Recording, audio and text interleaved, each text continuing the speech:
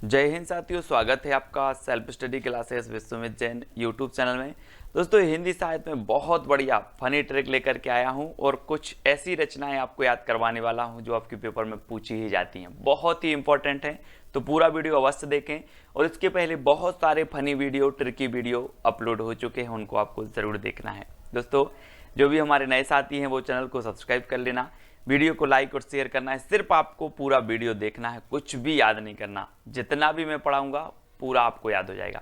ठीक है, तो स्टार्ट करते हैं दोस्तों आज का ये वीडियो। आज के वीडियो में सबसे पहले हम आपसे टेस्ट लेंगे और उसके बाद आपको ट्रिक से याद भी करवाएंगे। ठीक है, तो डबल डबल चीज़ें आपको हो रही हैं, टेस्ट भी हो रहा है, ट्रिक भी मिल रही है दोस्तों, और स्पेशल वीडियो होने वाला है, स्पेशल सेशन होने वाला है। चलिए, फर्स्ट प्रश्न अपना हिंदी की प्रथम आत्मकथा है। दोस्तों, कई बार क्वेश्चन पूछा जा चुका है अभी तक, और आपको बताना है कि हिंदी की प्रथम आत्मकथा कौन सी है। अच्छा, एक बात बताना दोस्तों, जब व्यक्ति अपनी आत्मकथा लिखता है तो आत्मकथा और प्रथम आत्मकथा तो क्या रह जाती है? अर्ध रह जाती है, अर्ध। आप बोलते हो सर मेरा प्रथम प्रयास था, अधूरा रह गया, लेकिन अगले प्रयास में मैं निकल जाऊंगा। तो प्रथम प्रयास था, आधा रह गया, अधूरा रह गया, यानी कि अर्ध कथानक है बनारसीदास जैन की, है ना। याद रख लेना, हिंदी की प्रथम आत्मकथा है, यानी कि जो आपका उत्तर हो जाएगा वो क्या हो जाएगा? अर्ध कथानक। आ नंबर आपका बिल्कुल सही हो जाएगा। ठीक है, प्रथम आत्मकथा, आधी रह गई, अर्ध रह गई, तो अर्ध कथानक। ठीक है, पंक्तिहीन आत्मकथा किसकी है दोस्तों? चार विकल्प हैं आपके सामने, विष्णु प्रभाकर, राजेंद्र यादव, कमलेश्वर और रविंद्र कालिया। दोस्तों, एक चीज बताना कि इस सृष्टि की जो रचना की वो किसने की?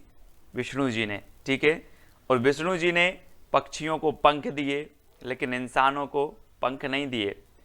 विष्णु जी ने कहा कि अगर इंसानों को पंख दे दिए होते तो ये तो फिर क्या आसमान में उड़ते हैं ना, इसलिए क्या किया विष्णु जी ने?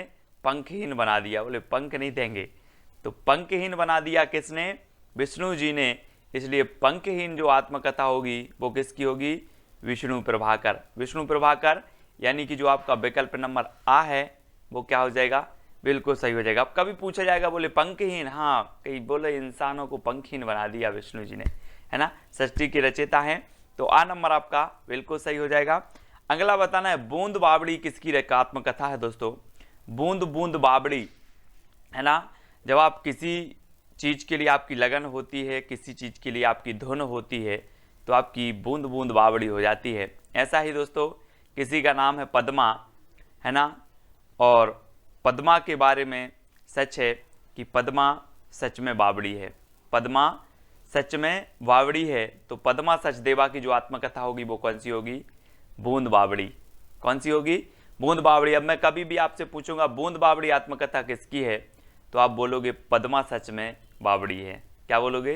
पद्मा सच में बावड़ी है। ठीक है, तो पद्मा सचदेवा की आत्मकथा का नाम क्या है? बूंद बावड़ी।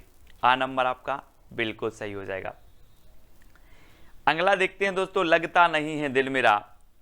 तो आपने देखा होगा कि जब श्री कृष्ण जी चले गए तो गोपियों ने कहा कि उद्धव लगता नहीं है दिल मेरा, है ना। किसने कहा? गोपियों ने। कौन चले गए थे? श्री कृष्ण चले गए थे। कृष्ण चले गए तो कृष्णा अग्निहोत्री, है ना। लगता नहीं है दिल मेरा, कृष्णा अग्निहोत्री, यानी कि कृष्ण चले गए तो कृष्णा अग्निहोत्री, और इनके बिना लगता नहीं है दिल मेरा। तो लगता नहीं है दिल मेरा कभी भी पूछा जाएगा, बोले लगता नहीं है दिल मेरा आत्मकथा के लेखक कौन है, लेखिका कौन है, तो बता देना कि कृष्ण के बिना लगता नहीं है दिल मेरा, यानी कि कृष्णा अग्निहोत्री। सा नंबर आपका बिल्कुल सही हो जाएगा। ठीक है, अगला है दोस्तों, जो कहा नहीं गया आत्मकथा है, तो ये किसकी है? जो कहा नहीं गया। दोस्तों, कुसुम नाम की कोई लड़की है और उसे अपनी कोई मन की बात कहनी है, लेकिन उससे कहा नहीं गया। क्या नहीं कहा गया? कहा नहीं गया। या फिर ऐसे करते हैं दोस्तों कि कुछ लोग क्या होते हैं, अपनी बात नहीं कह पाते सामने, तो वो क्या करते हैं? कुसुम दे देते हैं। कुसुम, है ना, कुसुम यानी कि फूल, फूल दे देते हैं। बोले जो कुछ कहा नहीं गया वो फूल से कह देंगे, है ना। तो जो कहा नहीं गया कुसुम अंचल, जैसा भी आपको याद रखना है। ठीक है, कुसुम अंचल। डी नंबर आपका बिल्कुल सही होगा। जो कहानी गया कुसुम अंचल, वो कुसुम से कह दिया। ठीक है, तो डी नंबर आपका बिल्कुल सही हो जाएगा। अगला है दोस्तों, एक कहानी यह भी, आत्मकथा किसकी है? एक कहानी यह भी। दोस्तों आपको पता है कि बहुत ही बढ़िया आत्मकथा है। और एक कहानी यह भी, कहीं भंडारा चल रहा था और वहाँ पर लड़ाई हो गई, तो सब ने बोला कि लो एक कहानी यह भी बन गई। एक कहानी यह भी बन गई, काय में? भंडारे में। तो एक कहानी यह भी भंडारे में, यानी कि मन्नू भंडारी, है ना। मन्नू भंडारी की ये रचना है। आपका बंटी भी एक रचना है इनकी, लेकिन ये आत्मकथा है इनकी, एक कहानी यह भी मन्नू भंडारी, भंडारे में एक कहानी यह भी। ठीक है, तो 7 नंबर आपका बिल्कुल सही हो जाएगा। मेरी जीवन यात्रा आत्मकथा है, तो किसकी है दोस्तों? 4 विकल्प हैं, विकल्प अनुसार उत्तर बताना है, क्योंकि ये 2 लोगों की आत्मकथा है इसी नाम से, मेरी जीवन यात्रा। एक राहुल सांकृत्यायन जी की है ना, और दूसरी है जानकी देवी बजाज। लेकिन मेरी जीवन यात्रा कौन सी गाड़ी से करना है हमें? बजाज गाड़ी से करना, बजाज, है ना। ये बजाज की गाड़ी दिख रही है यहाँ पर, बजाज गाड़ी से मेरी जीवन यात्रा शुरू करनी है। बजाज से करनी है तो जानकी देवी बजाज और मेरी जीवन यात्रा, यानी कि आपका उत्तर क्या होगा? विकल्प नंबर बी। ठीक है, बी नंबर आपका बिल्कुल सही हो जाएगा। अब कभी भी आएगा जानकी देवी बजाज की जो आत्मकथा का नाम है वो क्या है, तो आप बोलोगे कि मैंने बजाज गाड़ी से मेरी जीवन यात्रा प्रारंभ की थी, बजाज से। ठीक है, ऐसे भी याद रखेंगे। दोस्तों तिरस्कृत आत्मकथा किसकी है? तिरस्कृत अपन बोलते हैं, क्या बोलते हैं कभी कभी जब अपन बहुत सारा काम कर लेते हैं यार, अपन बोलते मैं तो त्रस्त हो गया इस काम से, ऐसे बोलते ना। ऐसे ही सूरज आपको रोज प्रकाश दे रहा है, रोज आपको धूप दे रहा है। सूरज भी कभी बोल देगा यार मैं तो त्रस्त हो गया हूँ, धूप दे करके, प्रकाश दे करके क्या हो गया हूँ? त्रस्त हो गया हूँ। कौन बोल रहा है? सूरज बोल रहा है। तो सूरजपाल चौहान, तिरस्कृत ये जो आत्मकथा है वो किसकी होगी? सूरजपाल चौहान की, क्योंकि जो सूरजपाल सूरज है वो क्या हो गया है? त्रस्त हो गया है ना, त्रस्त हो गया है। तो इस प्रकार से तिरस्कृत आत्मकथा सूरजपाल चौहान की होगी। आ नंबर आपका बिल्कुल सही होगा। लौट आओ धार संस्मरण है, तो किसका है? लौट आओ धार। दोस्तों आपको पता है, यहाँ चित्र में देखो ये किसकी धार है? दूध की धार है। अब दूध की धार एक बार निकल जाए तो लौट के आएगी क्या? बोले लौट आओ धार, काई की? दूध की। तो दूधनाथ सिंह, है ना।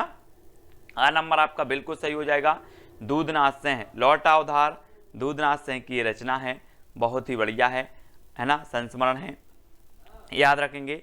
अगला है दोस्तों, याद हो कि ना याद हो, संस्मरण किसका है? आपने वो फिल्म देखी होगी घातक, सनी देओल की।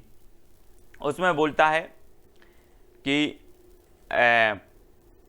आपको सुनकर बहुत खुशी होगी कि आज से आप मेरी गिरफ्त में काम करोगे। लेकिन याद रखना यहाँ पर हमें क्या है? याद, काशीनाथ याद हो कि ना याद हो, आज से तुम मेरी गिरफ्त में काम करोगे। याद हो कि ना याद हो, किससे बोला है? काशीनाथ, काशीनाथ। इसमें सनी देओल का नाम क्या रहता है? काशीनाथ। और काशीनाथ याद रख लेना है, याद हो कि ना याद हो, आज से तुम मेरी गिरफ्त में काम करोगे, है ना। तो आपको याद रख लेना, याद हो कि ना याद हो, इसके जो लेखक हैं वो कौन है? काशीनाथ से हैं, यानी कि आपका जो विकल्प नंबर डी है वो बिल्कुल सही हो जाएगा। अगला है दोस्तों, अतीत के गर्त से संस्मरण है, तो किसका है? अब एक चीज बताना दोस्तों कि आप अतीत के गर्त में चले गए हो और अतीत के गर्त से आपको कौन निकालेगा? मैं निकालूंगा क्या? विकल्प देख लो। अतीत के गर्त से आपको जो निकालने वाली हैं वो है भगवती। आप भगवती के चरण में जाओ, भगवती आपको अतीत के गर्त से निकालेंगी, है ना। तो अतीत के गर्त से ये संस्मरण किसका होगा? तो भगवती चरण वर्मा। ठीक है, अतीत के गर्त से कौन निकालेगा? बोले सर भगवती। तो अतीत के गर्त से संस्मरण किसका होगा? भगवती चरण वर्मा का। ठीक है, बी नंबर आपका बिल्कुल सही होगा। पैरों में पंख बांधकर किसका यात्रा वृत्तांत है? तो 4 विकल्प हैं, 2 सेकंड आपको दिए जाते हैं दोस्तों, है ना। पैरों में पंख बांधकर उड़ना है और कहाँ पहुँचना है? वृक्ष के ऊपर। कहाँ पहुँचना है? वृक्ष के ऊपर। पैरों में पंख बांधकर वृक्ष के ऊपर। ठीक है, यानी कि राम वृक्ष वैनीपुरी। ठीक है, पैरों में पंख बांधकर वृक्ष के ऊपर बैठना है, तो राम वृक्ष वैनीपुरी, बी नंबर आपका बिल्कुल सही हो जाएगा। सृजन के सेतु किसका संस्मरण है? सृजन के सेतु बताना है हमें दोस्तों। और आपको पता होगा दोस्तों कि इस सृष्टि का सृजन किया विष्णु जी ने, तो सृजन के सेतु भी कौन होंगे? कौन होंगे? विष्णु प्रभाकर, है ना, याद रख लेना। विष्णु प्रभाकर और पंखहीन इनकी आत्मकथा है। सृजन के सेतु इनका संस्मरण है विष्णु प्रभाकर जी का, ठीक है। तो सृजन के सेतु कौन है? विष्णु, यानी कि विष्णु प्रभाकर, ठीक है। तो सा नंबर आपका बिल्कुल सही होगा। रेखाएं बोल उठी, दोस्तों आप बोलते हैं लकीरों पर विश्वास करते हैं हाथ के लोग, बोले रेखाएं बोल उठी, क्या बोल उठी? सत्य बोल उठी। रेखाएं बोल उठी, सत्य बोल उठी, तो सत्य से आपका क्या बनेगा? देवेंद्र सत्यार्थी। रेखाएं सत्य बोल उठी, तो देवेंद्र सत्यार्थी इनकी रचनाकार होंगे, रेखाएं बोल उठी, ठीक है।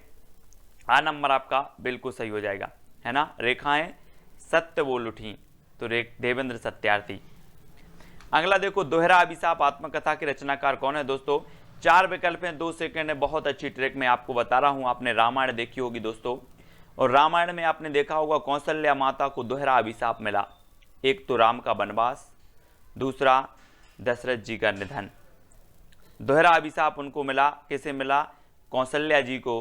तो दोहरा अभिशाप किसे मिला? आपसे पूछूंगा कि दोहरा अभिशाप ये आत्मकथा किसकी है, तो आप बोलोगे सर रामायण में दोहरा अभिशाप मिला था कौशल्या जी को, तो कौशल्या वैसंतरी, है ना।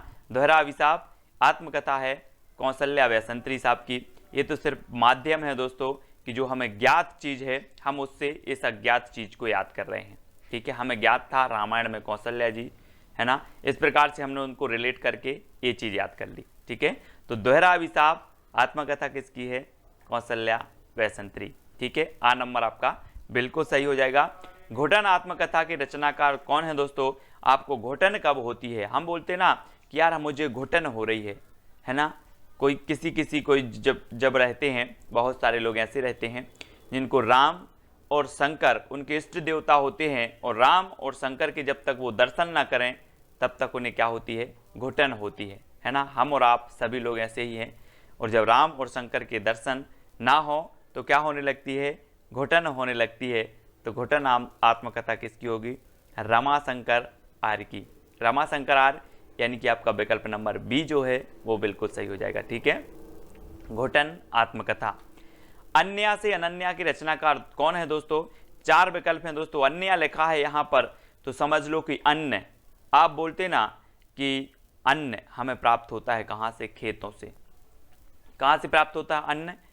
खेतों से प्राप्त होता है ना। एक वो लोकगीत है, आपने सुना होगा, अन्न देव महाराज तुमसे लगो संसार। आपने लोकगीत सुना होगा, बुंदेलखंडी भाषा में है ना। तो अन्न कहाँ पैदा होता है?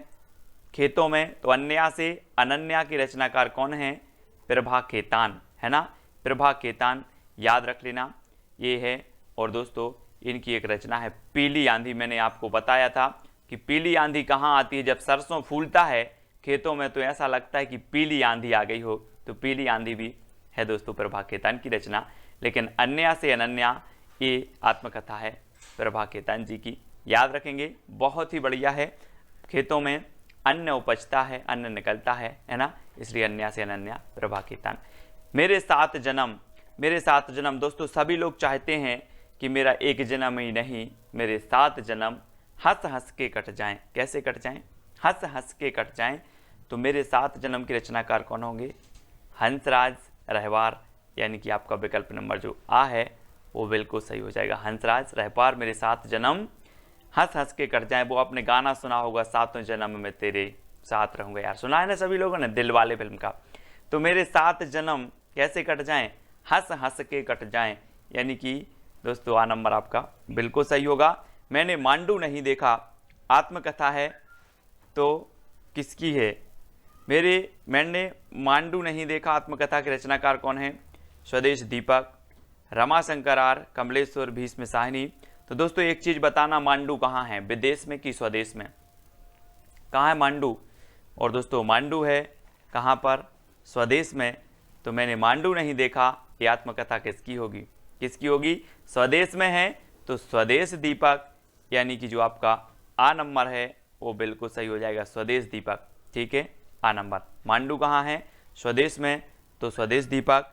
आ नंबर है गालिब छूटी शराब के रचनाकार कौन है दोस्तों, है ना, जिसने शराब छोड़ दी हो और वो बोले कि मैं शराब छोड़ दी है तो लोग उस पर नज़र रखने लिए लगते हैं। एक बार क्या हुआ है, ऐसे गालिब छूटी शराब और छोड़ दी शराब, लेकिन वो शराब लेके आ रहे थे, बोले का